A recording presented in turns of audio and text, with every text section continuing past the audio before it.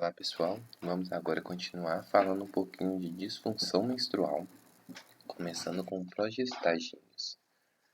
A primeira opção das adolescentes que têm disfunção menstrual sem hiperandrogenismo cutâneo é o emprego de progestagíneos. Além disso, esses fármacos podem também ser usados em pacientes hipertensos. No ambulatório de hiperandrogenismo da disciplina de ginecologia do Departamento de Obstetrícia e Ginecologia do Hospital das Clínicas, Faculdade de Medicina da Universidade de São Paulo, a prevalência de hipertensão arterial sistêmica é de aproximadamente 16% em adolescentes com SOP. A administração de progestagina pode ser intermitente, por 10 dias, 15º ao 25º dia do ciclo, a 14 dias, 15º ao 29º dia do ciclo, visando a normalização do padrão menstrual. Pode também ser realizado de forma contínua. Em ambos os casos, visa a proteção endometrial contra lesões proliferativas.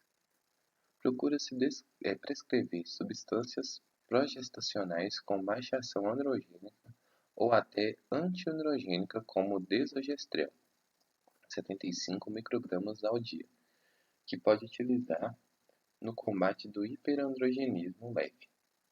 Para regularizar o ciclo, pode-se ainda empregar o acetato de dihidrogesterona, 10 mg por dia, e o acetato de medroxiprogesterona,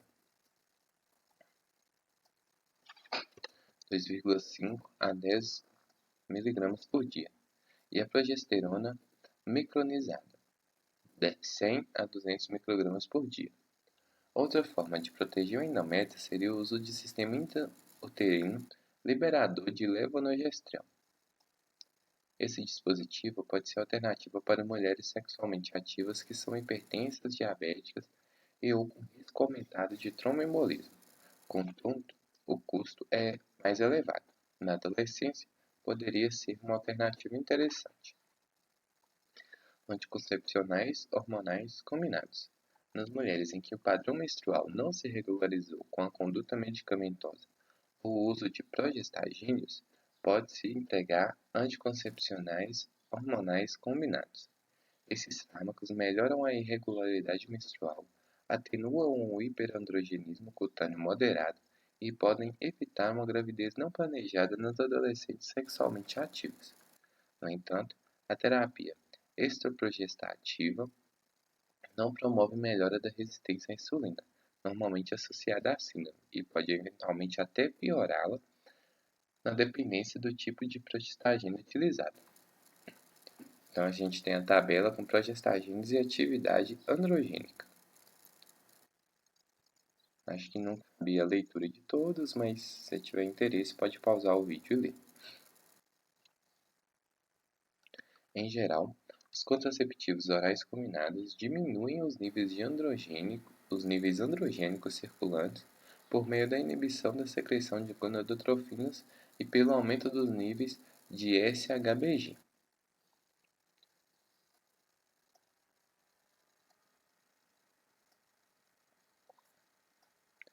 Globulina carreadora de esteroides sexuais, o que auxilia na redução dos androgênios circulantes. O esquema terapêutico é o mesmo utilizado na contracepção. Contudo, o emprego de dose maior de estrogênio pode ser benéfico no tratamento do hiperandrogenismo cutâneo. Os contraceptivos pela via não oral também podem amenizar o hiperandrogenismo, mas teriam efeito menor do que a via oral devido à primeira passagem hepática, ou seja, menor ação na função hepática e na produção de globulinas.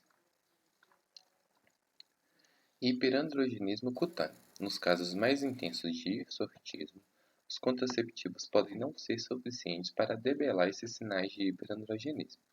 Portanto, a associação com substâncias antiandrogênicas deve ser prescrita. O acetato de ciproterona possui ação central e periférica, bloqueia a liberação de gonadotrofinas hipofisárias, reduzindo a produção androgênica pelo ovário. Perifericamente, Atua no folículo piloso, impedindo a ligação da dihidrotestosterona aos seus receptores, e também inibe a atividade da enzima 5-alfa-redutase, reduzindo a produção local de DHT, que é um androgênio mais potente.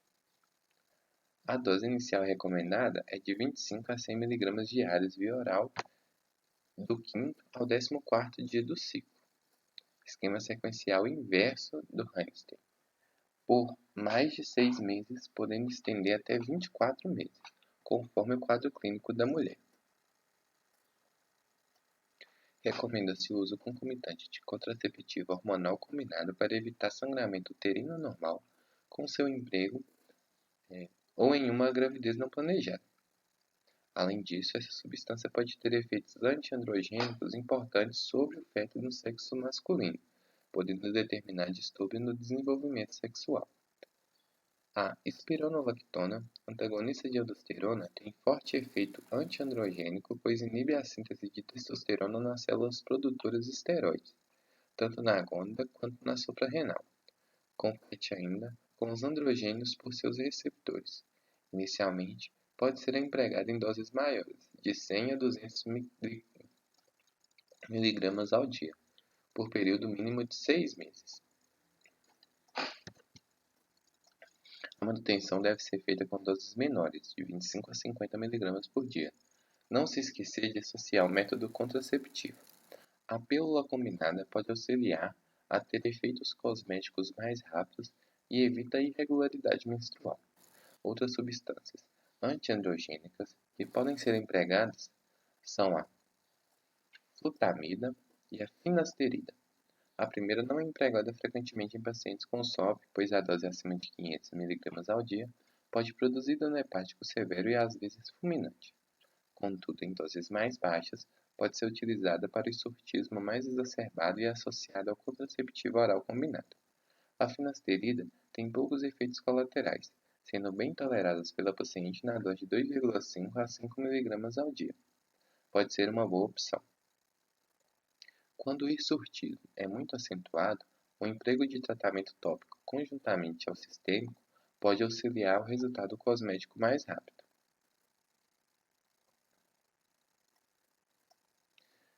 Entre as substâncias que podem ser utilizadas, salienta-se a eflornitina, 3,9%, que é o inibidor da L-ornitina descarboxilase, enzima que catalisa a conversão de ornitina a putrescina, uma poliamina crítica na regulação do crescimento celular e diferenciação do folículo piloso. Pode-se ainda aplicar cremes de ciproterona e espironolactona. As medidas cosméticas são sugeridas após 3 ou 4 meses do início do tratamento medicamentoso sistêmico, quando diminui o risco de surgimento de novos pelos. A eliminação definitivamente dos pelos poderá ser a mais efetiva. Pode ser usada eletrocoagulação galvânica ou fotoepilação a laser, usando alexandrita ou diodo, ou mesmo luz intensa pulsada. É contraindicado em pacientes de pele negra, pois há risco de queimaduras de pele. Infertilidade. Para o restabelecimento da fertilidade, utilizam-se fármacos indutores da ovulação, como citrato de clomifeno, citrato de tamoxifeno e os inibidores da aromatase, como o letrozol.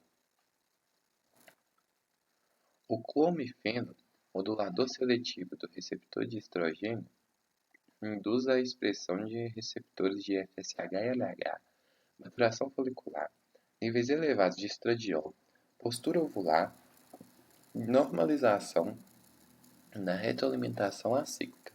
A posologia inicial deve ser 50 mg ao dia durante 5 dias, a partir do terceiro, quarto ou quinto dia do ciclo. O início mais precoce da medicação pode resultar em desenvolvimento folicular múltiplo. Deve-se aumentar a dose inicial em 50 mg até o máximo de 200 mg nos casos em que não se obteve resposta ovulatória. Embora rara, A síndrome de hiperestimulação ovariana pode ocorrer com clomifeno. Por isso, as pacientes devem ser controladas cuidadosamente com exames pélvicos e ultrassonográficos seriados. Em alguns casos, substâncias sensibilizadoras do receptor de insulina, como a metformina e o mioinositol, podem diminuir os níveis de insulina e facilitar a ovulação, podendo ser empregados conjuntamente com clomifeno e podem reduzir a resistência desse fármaco, bem como a síndrome de hiperestimulação ovariana. Outra opção é o uso de tamoxifeno, modulador seletivo do receptor de estrogênio na dose de 20 a 40 mg ao dia, via oral, com esquema semelhante ao do clomifeno, iniciando-se no início do ciclo, terceiro ao quinto dia. O letrozol, inibidor da aromatase, 2,5 mg ao dia, também com o mesmo esquema do clomifeno, está sendo muito investigado, com resposta superior ao clomifeno quando se avaliam gestações a termo. Por essa razão, alguns investigadores creem que esse fármaco pode se tornar a primeira linha na indução da ovulação. Quando os outros medicamentos falharam, as gonadotrofinas podem ser ministradas na dose inicial de 75 UI por dia, iniciando-se nos primeiros 5 dias de sangramento menstrual, natural ou induzido. Desde a ultrassonografia demonstra endométrio fino, menor que 6 mm, e ausência de cistos ovarianos. O ajuste da dose inicial deve ser realizado após pelo menos 5 dias de medicação e baseia-se no desenvolvimento folicular ou tração. A ovulação é desencadeada pela gonadotrofina coriônica, de 5.000 a 10.000 UI em dose única, administrada no dia em que pelo menos um folículo atinja mais de 18 a 20 mm. Deve-se cancelar o ciclo quando houver mais de 4 folículos com mais de 14 mm de diâmetro médio ou mais de 3 folículos acima de 16 mm para evitar gravidez múltiplas e a síndrome do hiperestímulo ovariano. Em ciclos subsequentes, a dose inicial é determinada pela resposta prévia da paciente, podendo ser reduzida ou aumentada. Constitui método racional na terapêutica da anuvolia crônica por retroalimentação inadequada. Pesquisas têm utilizado os análogos de GnRH associados às gonadotrofinas com controle melhor do ciclo estimulado. Parece haver benefício com a utilização do análogo de GnRH previamente à indução da ovulação com aumento das taxas de gravidez e redução das taxas de abortamento. Nesses casos, tornando-se obrigatória a suplementação hormonal na fase lútea com progesterona ou HCG. A fertilização in vitro pode ser utilizada nos casos em que a estimulação ovariana foi exagerada, com o objetivo de evitar o cancelamento do ciclo. Pacientes com SOP parecem ter maior risco de abortamento após a fertilização in vitro. A terapêutica cirúrgica ressecção cuneiforme parcial de ambas as gônadas pela operação de Thaler não é mais indicada. Pode ocasionar aderências pós-operatórias, transformando uma esterilização de causa endócrina em outra, de etiologia mecânica, aderências obstrutivas da tuba. Contudo, a opção terapêutica videolaparoscópica com furos no ovário, drilling, pode ser uma opção quando não houver respostas às terapias anteriores, mas seu efeito é temporário. Considerações finais. Além da disfunção menstrual, a SOP deve ser considerada uma doença de repercussão metabólica, que necessita de uma equipe multiprofissional para que tenha sucesso terapêutico. O diagnóstico nem sempre é fácil na adolescência e seu tratamento é eminentemente clínico e deve ser individualizado, de acordo com a apresentação clínica. A forma mais singela e eficaz de tratar o hirsutismo e regularizar a menstruação é ainda a pílula contraceptiva. Contudo, há necessidade de terapias especiais quando há comorbidades associadas, como a resistência insulínica e a obesidade. Com queda de 5% a 10% de peso, podemos observar vários benefícios no ciclo menstrual, bem como na infertilidade de mulheres com SOP. Então aqui a gente tem a bibliografia. Muito obrigado por ter assistido o vídeo até aqui. Deixe seu like, se inscreva no canal, deixe seu comentário que também será lido e respondido. Muito obrigado por todo o apoio e até o próximo vídeo.